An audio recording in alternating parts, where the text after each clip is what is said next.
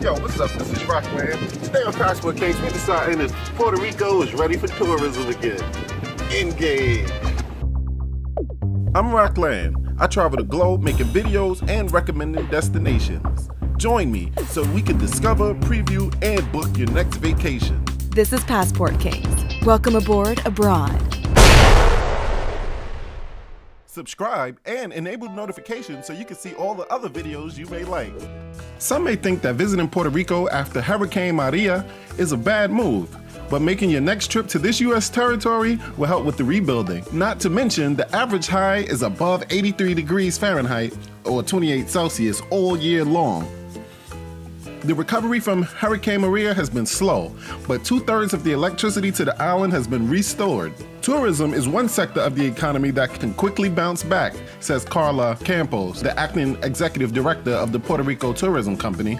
The most cosmopolitan place in the Caribbean, Puerto Rico is many destinations in one. You can spend your morning in the bustling urban San Juan and retreat to a quiet beach in the afternoon, or stroll the cobblestone streets of Old San Juan, the oldest city under the U.S. flag, and admire its one-of-a-kind Spanish colonial architecture. The cuisine, which has roots in African and European cooking traditions, is excellent. So try monfango, a Puerto Rican dish of deep-fried green plantains mashed together with other ingredients such as pork or seafood during your stay with a pina colada, or just enjoy a burger and fries. I mean, this is the U.S. Also, unique Corolla cuisine, discover the Spanish, Taino, Indian, and African influences of Puerto Rico's native coquina Corolla cuisine is served in many of its enticing restaurants. Old San Juan, where I stayed, is a popular attraction as it dates back to the 1864.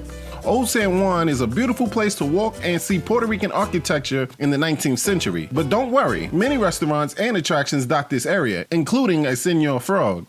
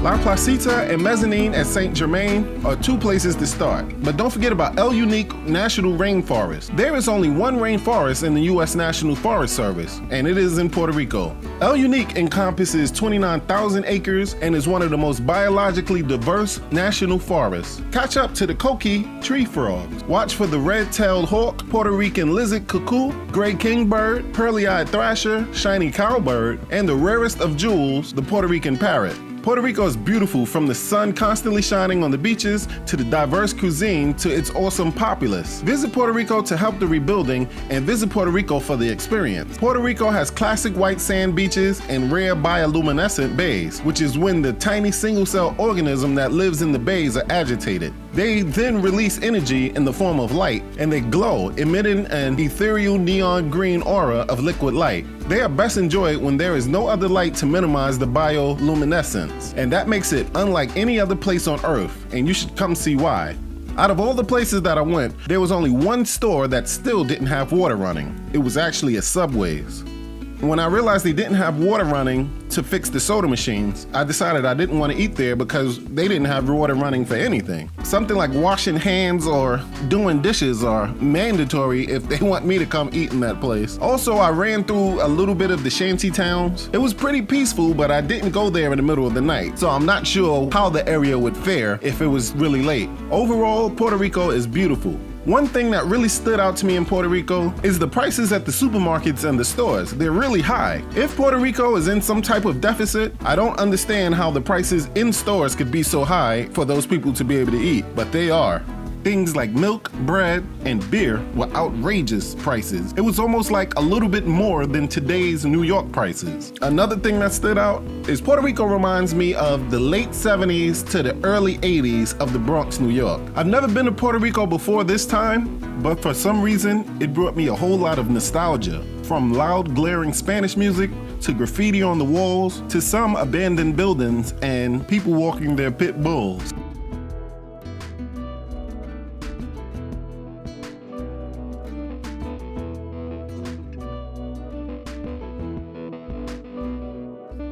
So lastly, one of the best parts is there is no passports needed. Traveling to Puerto Rico could not be easier for US citizens. You don't need a passport or to convert your money, and English and Spanish are the official languages of the island. It's the perfect destination for a quick weekend getaway or a dreamy romantic honeymoon.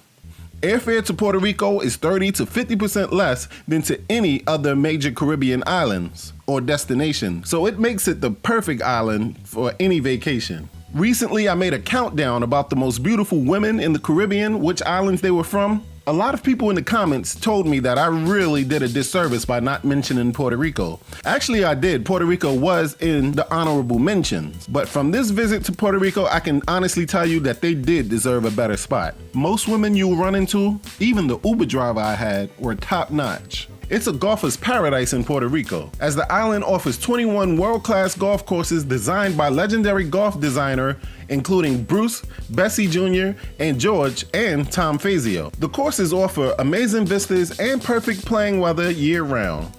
The pros have taken notice, and for the last 7 years, the island has hosted the PR Open, the only official PGA event in the Caribbean. Puerto Rico is a little rough around the edge, but for the beautiful beaches and destinations that you'll see here, it more than makes up for it. Besides, with most islands in the Caribbean, if you get too far off course, you'll find very rough areas. From my visit to Puerto Rico, I say you should get there as soon as possible. For the most part, the people are friendly and the beaches are beautiful. And for the simple fact that you don't need your passport, this makes an excellent destination for someone who's looking to go on a quick adventure. Season 5 of Passport Kings is brought to you by viewers like you who contribute to Passport Kings on Patreon. Being a member will get you exclusive content that can sometimes be considered too risque for my rated G audience. You'll get behind the scenes content, you'll get half off the shirt of the month, and some of you will even get to select the topic of my next video. Plus, I'll put your name in a drawing for a free trip abroad that a winner will be picked every single month. So become a Patreon today and keep Passport Kings going strong. So at the end of the day, don't believe everything you read in the media because they always have some type of bias. Always come out and check it out for yourself like a king. Passport.